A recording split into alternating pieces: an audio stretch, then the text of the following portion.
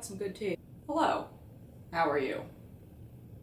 Today I'm going to be talking about my TBR, or to be read for the uninformed, for the month of March. This is also my first video on Booktube, finally, after me lurking around watching videos for like 5 years now. I am a little excited because I've wanted to start a channel for a while now, but I'm also extremely nervous because there is a camera 5 feet from my face, and I am not used to this at all. So please bear with me. Before I go any further though, I should probably introduce myself since this is my first video, and if I don't introduce myself, I'm gonna get a bunch of comments saying, "Who dis?" My name is Christine, and I like books as much as I like tea and collecting shiny rocks like this celestite over here. I've got a TBR about 10 times my size, and I have no idea when or if I'll finish it because 1, I'm a slow reader, 2, I'm in the middle of writing a YA fantasy, more on that another time. High fantasy is my favorite genre, but I've also been getting into mystery novels as of late, so you might see those on here occasionally. I've always enjoyed reading, but I didn't really get into the groove with that until a few years ago, and as I said, I finally decided to bite the bullet and join Booktube, so yay! Also, I'm not sure if you can see them, but please excuse the eye bags. I have a circadian rhythm that's worse than my work ethic on the weekends. I don't work on the weekends. I am planning on doing a January and February wrap-up for my next video, and I'll try to have it on here next week. We'll see how that goes. In the meantime, I'll do my best to provide, so without further ado, here's everything I plan to read for the month of March. The first book that I plan to read for the month of March is this book. Ravencolor by David Dalglish, who is also the author of the Shadowdance series. This is the second book in the Keeper's trilogy, the first being Soulkeeper. The series follows the perspectives of multiple characters who are all trying to survive in a world where magic is resurfacing and strange creatures are emerging after a very long slumber. There's also this strange black water that either destroys or mutates everything in its path. So basically, everyone is just trying to figure out what's going on. Not to mention the fact that people in the Keeping Church, which is basically the higher power here, are turning up mutilated, so that's fun. Something that I'm still not really over 6 months after reading Soulkeeper is that the titles here are actually one word and not two, like the cover lied to me about. So you can imagine my surprise when I saw on Goodreads that the titles were actually one word, and to this day I still feel kinda dumb, but I digress.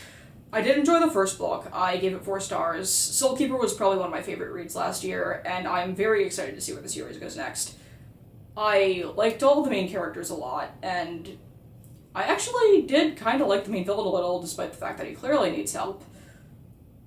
But yeah. The next book I want to get to in March is The City Beautiful by Aiden Polidorus.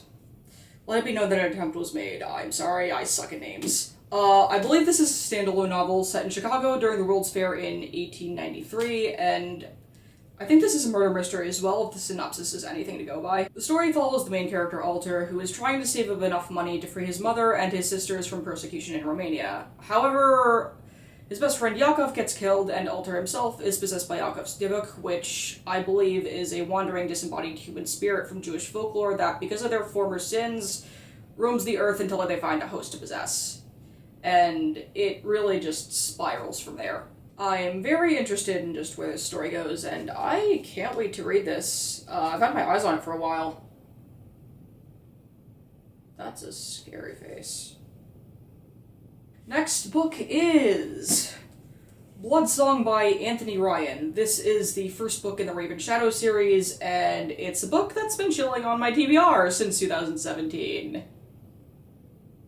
Whoops! The story follows Valen Alsorna, who as a child is basically abandoned by his father and raised to become a so-called warrior of the faith. Naturally and quite understandably, Valen is pissed for being pretty much thrown under the bus, but supposedly his father has reasons for abandoning him, and Valen seems to be destined for something much greater than he thinks. This honestly sounds really juicy. It is a big boy, though. But, yeah. I'm pretty excited to read this, actually. Aside from novels, there are 2 manga volumes that I want to read in March, or maybe I should say start, because both of them are first volumes. The first one being... It's upside down. Volume 1 of The Case Study of Anitas. I heard a few things about this, specifically the anime, so I picked up the manga with a degree of interest already. The story starts with the main character being drawn to Paris, not Paris, Texas, but wouldn't that be interesting, by rumors of a clockwork grimoire known as the Book of Vanitas. But contrary to its expectations, he ends up in the company of a man claiming to be a vampire doctor. That's mad sus, but okay. As a result, he's thrown into a conflict that threatens the peace between humans and vampires. Did I just say vampires? Yes, I did. The second manga volume that I want to read in March is the first volume of Noragami. I've been wanting to get into this for a few years. I'm not sure why I chose not to. Finally caved and got the first volume last year. The cashier at the local Barnes & Noble actually said a lot of good things about this, particularly the fact that it goes hard. And if it goes hard, I'm sold. Yato is a god without a shrine, much less worshippers, and if you're a god, that might be a problem. He still has ambitions, however, and in the quest to build the temple of his dreams, he sets up a sort of service to help people with whatever they need help with. Of course, there is a small fee attached. So yeah, I'm honestly pretty hyped to read this, and hopefully I don't regret caving into temptation. And of course I would be remiss if I didn't mention the fact that I plan to mead. I like some mead. Can we go to medieval times? As I was saying, I would be remiss if I didn't mention my plans to read more short stories from this anthology of detective thrillers here.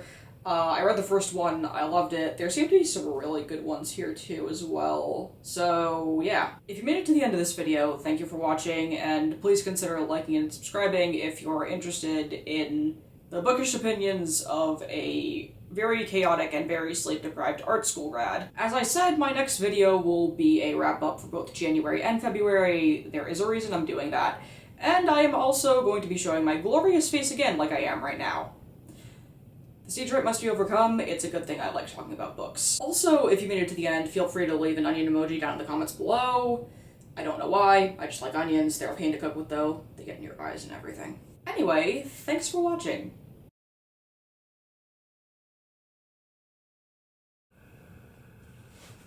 No, like this.